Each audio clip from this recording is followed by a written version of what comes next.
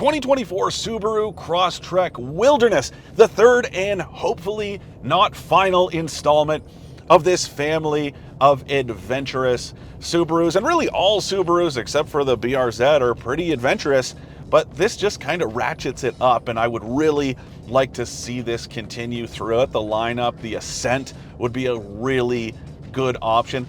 Even the WRX I think would look super cool. It's already got a ton of cladding on it. I really think that would be a neat take on Subaru's sports sedan. But anyways, rather than talking about that wish list, we should talk about what this actually is, and it's Subaru's smallest crossover, the Crosstrek.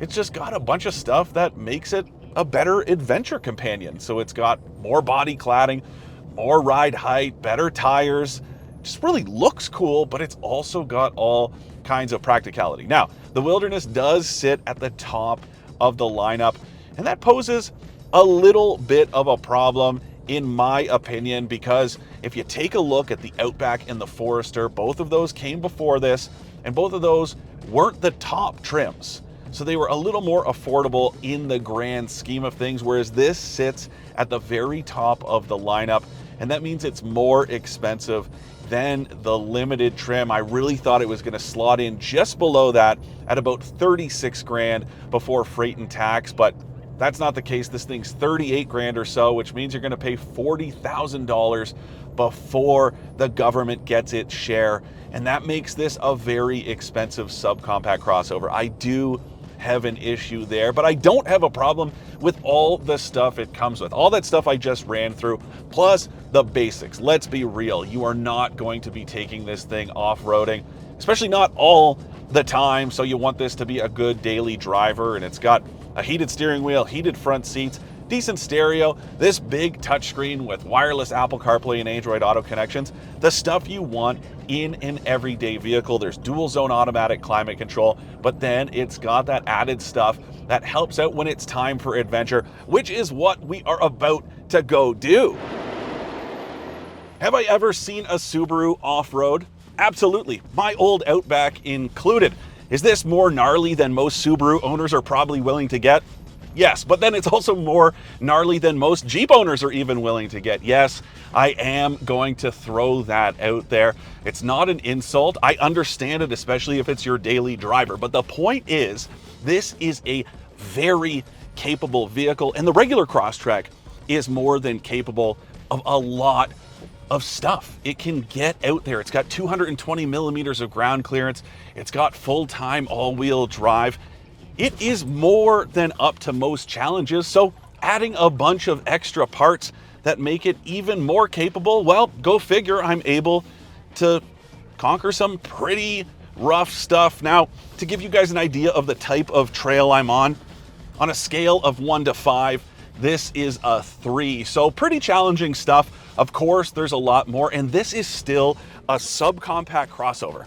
This is not a Jeep Wrangler, but to put it in those terms, this Wilderness package, well, what it's doing is it's almost giving this the Rubicon effect of a Jeep Wrangler. Now, no, I do not mean this is anywhere near as capable as the Wrangler, but what I do mean is that it takes the already capable Crosstrek and makes it even more so with stuff like more ground clearance, all-terrain tires, that dual mode X mode that, yes, you can get in other Subaru models and trims, as well as a skid plate, a different final drive ratio, a transmission oil cooler, and a bigger radiator and radiator fan. All of that stuff is very important, and I am not surprised that I am handling this without any issues. Of course, Subaru isn't going to put this vehicle in harm's way, but it's surprising just how willing these folks are to let you get out into some rough stuff. I'm telling you,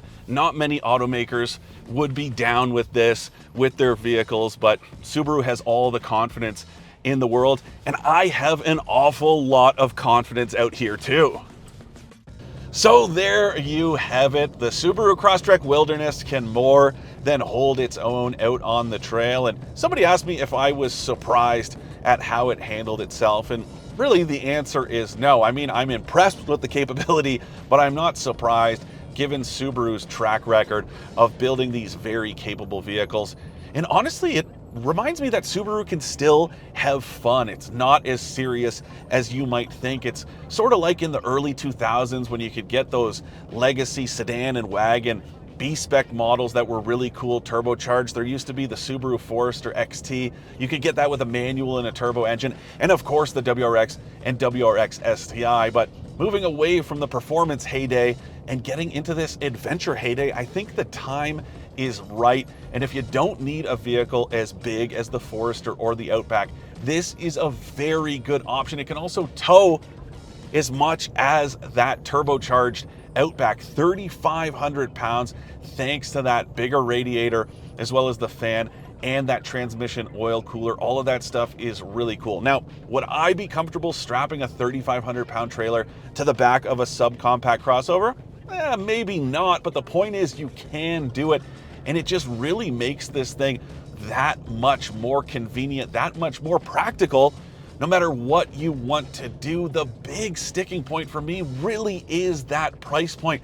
I think it's probably a couple grand too expensive, but if you don't mind shelling out 40 grand before tax for a Crosstrek Wilderness, you are getting a very capable, very cool, and very practical subcompact crossover that doesn't make any compromises. If you take a look at that Wrangler Rubicon, well, it's even more of a chore to drive every day. It's loud because of the tires.